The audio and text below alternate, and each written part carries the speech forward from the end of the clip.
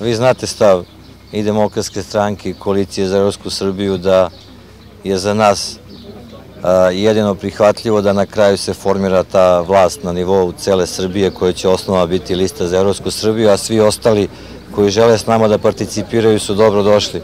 Ja sam siguran da ćemo takvu vlast dobiti i na nivou Srbije, na nivou Beograda, na nivou Vojvodine i volio bih da takva vlast bude formirana u što više opština po Srbiji.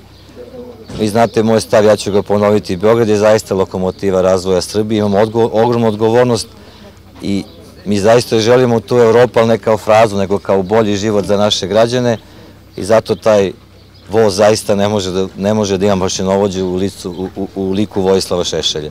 I to je osnova oko toga, to je oko čega se mi zaista danas delimo. Ja sam siguran da će 14. jula biti ispoštovana ta volja građana Beograda i da će ja postignuti gradonačelnik Beograda.